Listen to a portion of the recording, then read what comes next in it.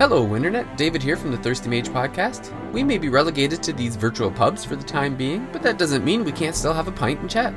This week on the podcast, we discussed whether we would purchase a hypothetical Switch Pro and under what circumstances we would do so.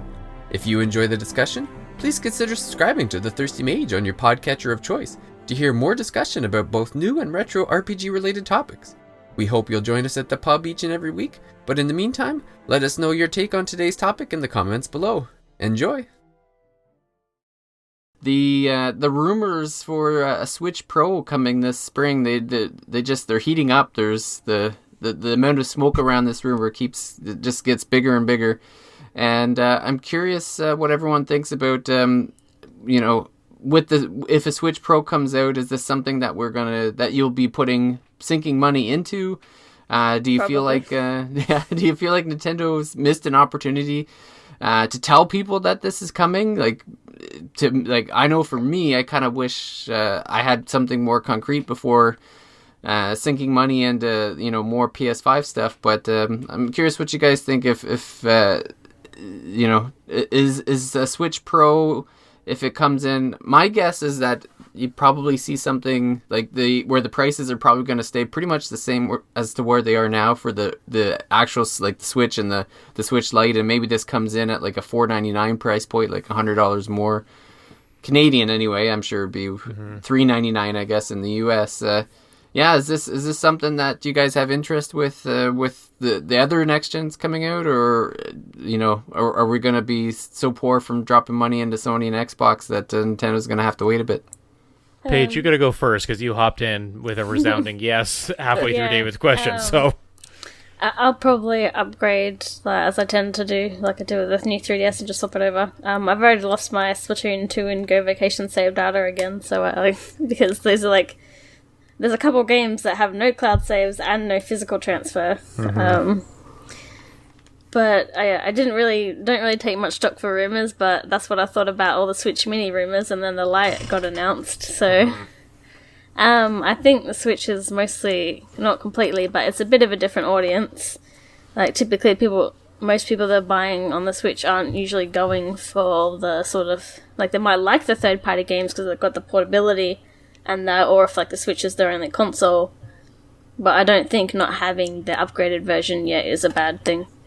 It's funny, in a year where we're getting two new consoles in two different versions.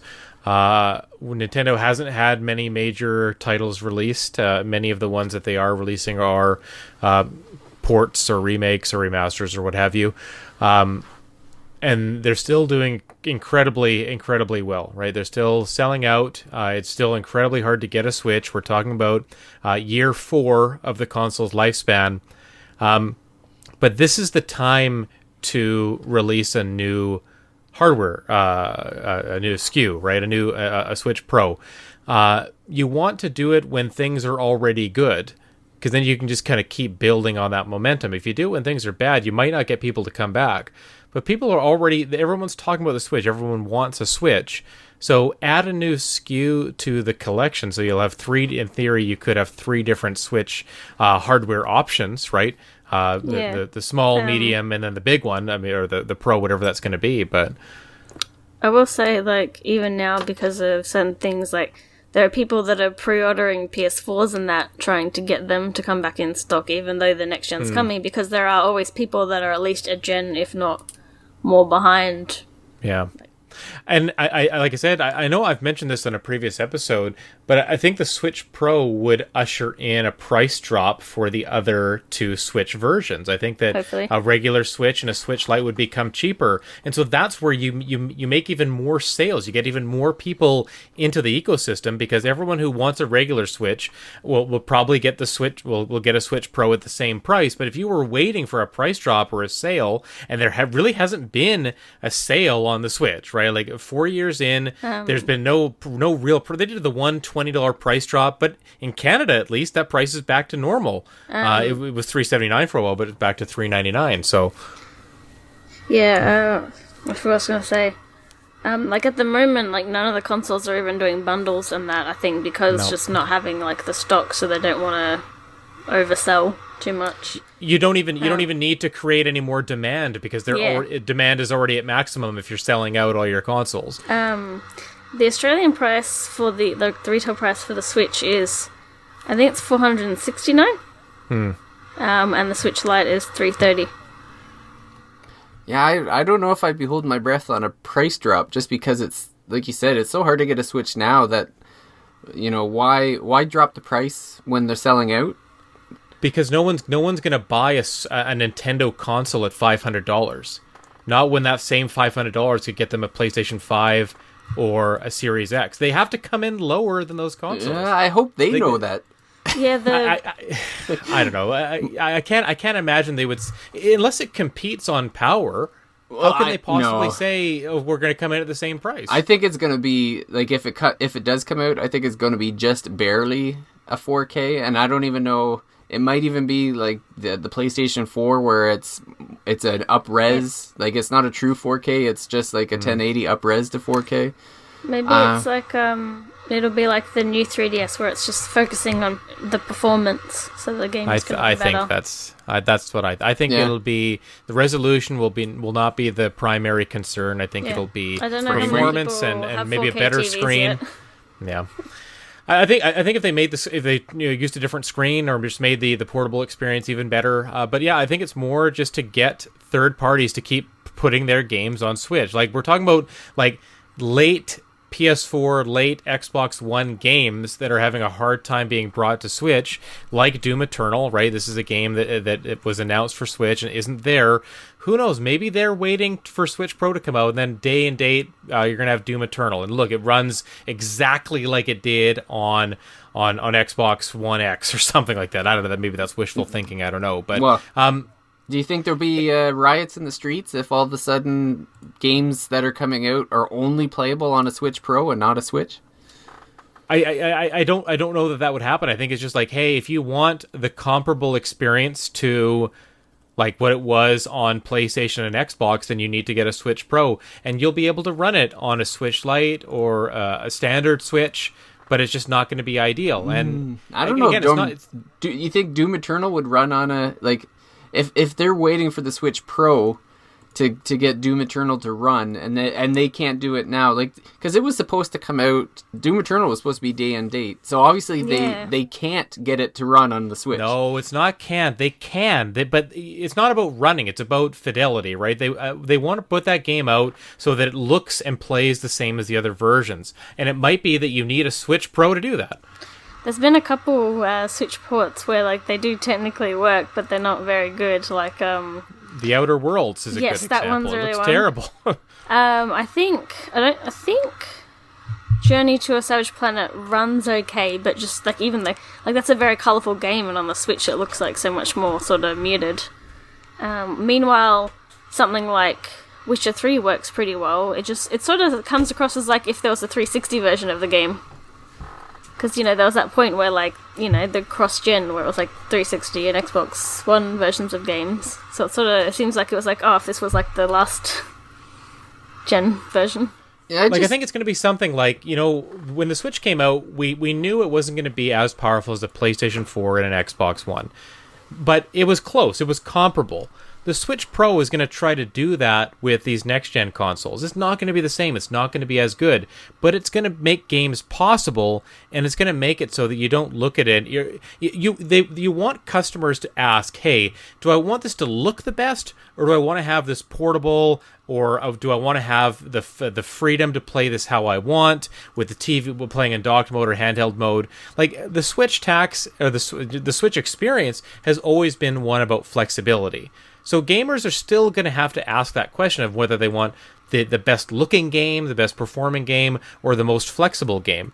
And the Switch Pro is going to make that question kind of harder and harder to answer. Maybe it gives people with a standard Switch who might say, oh, there's no way I'm going to buy the Switch version of Doom Eternal. The Switch Pro came out. Look how close this looks.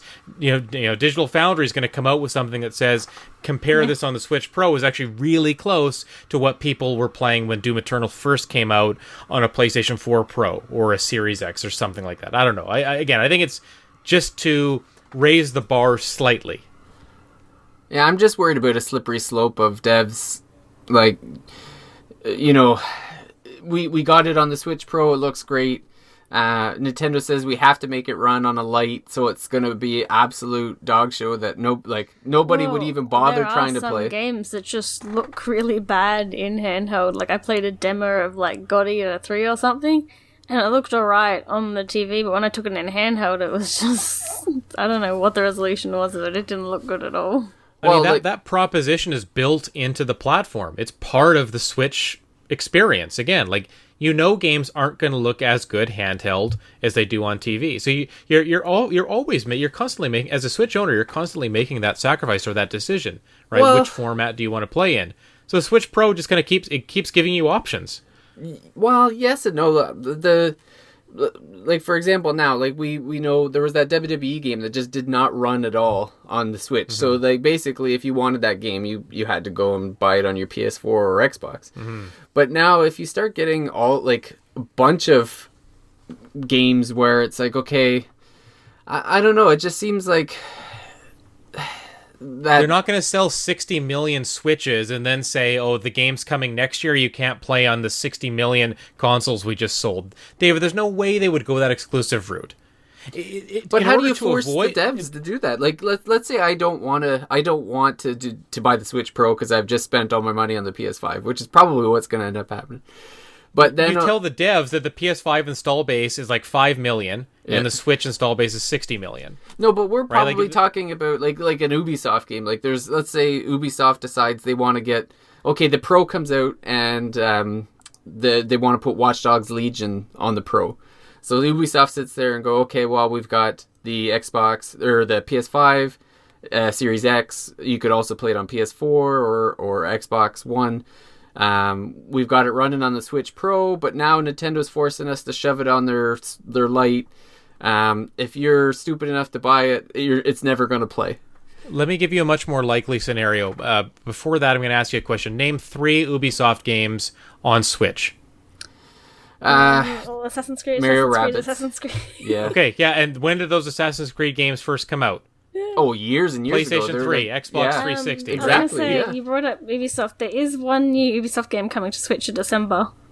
But there's no Assassin's Creed Odyssey, Assassin's Creed Origins. There's no Watch Dogs 2. Yeah. There's no Far Cry 5. What I mean is, the most of the games that those companies are making for PlayStation 4 and Xbox One, Ubisoft didn't bring those games to Switch. Same with EA, right? Like, there's companies that you're not really focused on getting their games on your console. Nintendo is not worried about getting Ubisoft's multi-plat games on their Switch. I don't think that's the purpose of the Switch Pro. If it is, it's to get maybe some of those older games. So maybe Watch Dogs 2, maybe Far Cry 5 does come to Switch Pro, right? So they're behind a generation. Watch Dogs 1 was on Wii U, so... Yeah, I can't imagine many people bought that version because it came later and probably performed worse, right? No one bought one. That's in your mind, Switch ports actually, they come later, they cost more. Yeah, I know, exactly. So what would you be buying a Switch Pro for then? Like, what games would you hope that would be on a Switch Pro? I just want a new Switch.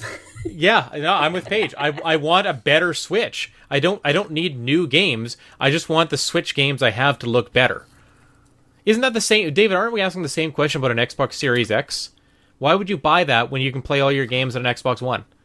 Yeah, I just want them to look better. I want them to run better. Yeah, but they're developing same proposition. They're developing them for them, like because. But they're not. But remember, Xbox is in the exact same boat as what you're talking about. Microsoft is not putting out any games that are only going to be Series X. And we've talked about why that will hinder them selling consoles. But they're still doing it. I guess I just don't trust, I don't trust Nintendo to go back to the catalog they have now and provide updates for their, let's look at the games that are on Switch now. Do we really think that Nintendo's going to go back to all their Nintendo games and provide upgrades for a new Switch Pro? I don't think we're going to get an upgraded Xenoblade Chronicles 2 patch to make it look better on Switch Pro. Maybe it looks better in handheld naturally by running on a faster, more capable system, right? Maybe games that ran in 540 are all bumped to 720. Maybe games that ran at 900 go to 1080, something like that. Very, very moderate bumps that don't add a ton. But if you're playing all your you're playing all your games on the Switch Pro now, those little differences add up over time. Yeah, we'll see. I don't know. I can't imagine they would go the exclusive route. Like they didn't even with the new 3DS. They didn't there's do like that, 3 really. games that were exclusive. We mentioned all the games, and even then, those games were generally found somewhere else in a better version. What was Fire Emblem Warriors? Was that not brought to Switch at some point? Yeah, it launched on Switch and Xenoblade Chronicles brought to Switch.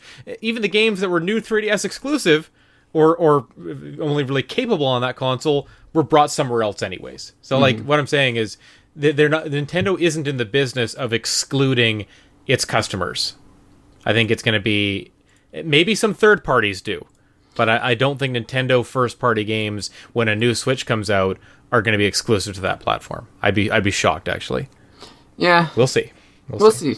It'll be interesting. I guess the other thing would be and I guess everyone's asking the questions now is how much of an upgrade, like how much of an upgrade is it going to be? Like, I mean, a lot of people now are saying like they're not buying the next gen because the PS4 and the Xbox One are good enough for them. 1080p. I think there was a big thing on Twitter the other day about 1080p versus 4K. Like, can you really tell the difference? I guess that'll be the next question. Is like, will the Switch Pro be a noticeable difference? Like, especially in handheld.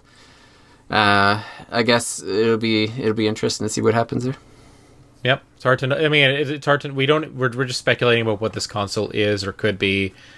Even when we find out more, it's going to be hard to know. The eye test is the most important thing. So, once we get those PlayStation 5s in our grubby mitts, we'll finally be able to say like, oh yeah, this is totally worth it or not. But soon enough. Yep.